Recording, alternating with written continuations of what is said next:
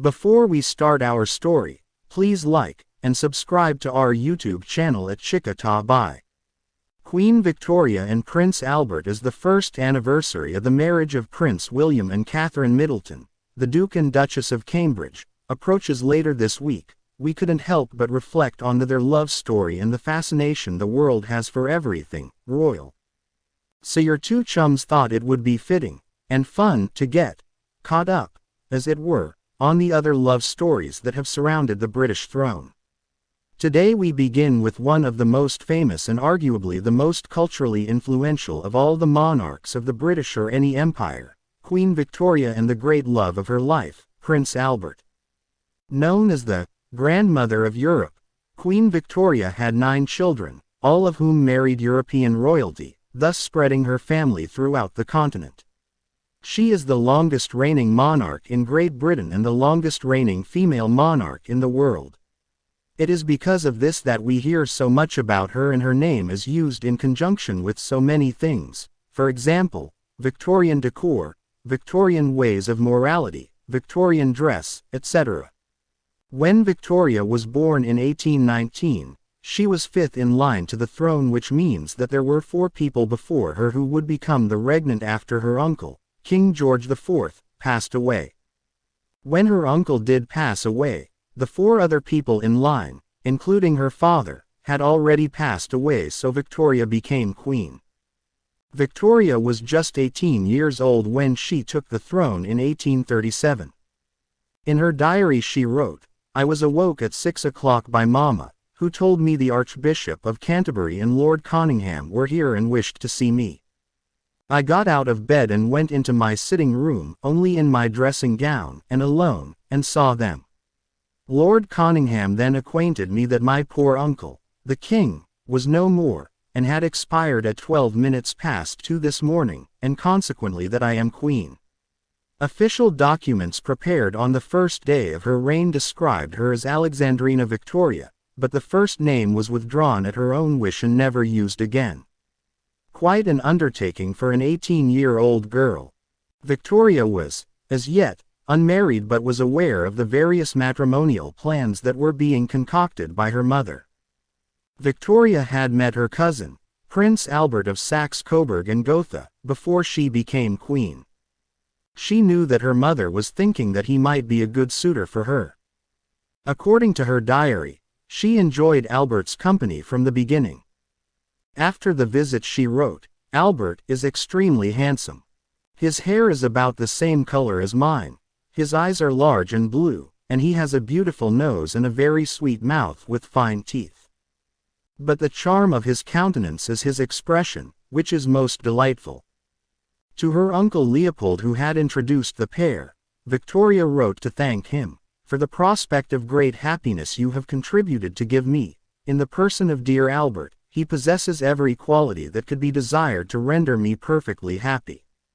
He is so sensible, so kind, and so good, and so amiable too. He has besides the most pleasing and delightful exterior and appearance you can possibly see." Clearly, Victoria was smitten. On the 10th of February 1840, Victoria and Albert were married. The day after their wedding, Victoria wrote in her diary, "I never spent such an evening. My dearest dear Albert, his excessive love and affection gave me feelings of heavenly love and happiness I never could have hoped to have felt before. He clasped me in his arms, and we kissed each other again and again. His beauty, his sweetness and gentleness, really how can I ever be thankful enough to have such a husband? To be called by names of tenderness, I have never yet heard used to me before, was bliss beyond belief. Oh, this was the happiest day of my life. This was the beginning of a wonderful love story. Victoria truly loved Albert and Albert truly loved Victoria. Albert was a level-headed, smart man and was of great help to Victoria in her role as monarch. There are many memorials to Victoria and Albert in London, Royal Albert Hall, Victoria and Albert Museum, to name a couple.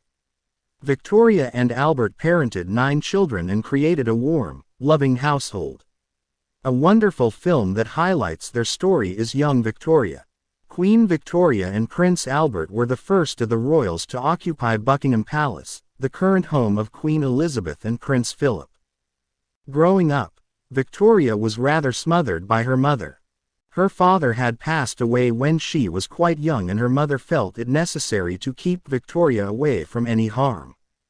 She was kept at home in Kensington Palace, where they lived and where Prince William and the Duchess of Cambridge are now living, and considered her upbringing rather melancholy.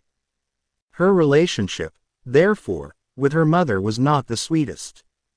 Prince Albert was instrumental in sweetening this mother-daughter relationship, and when her mother passed away in 1861, Victoria was by her side.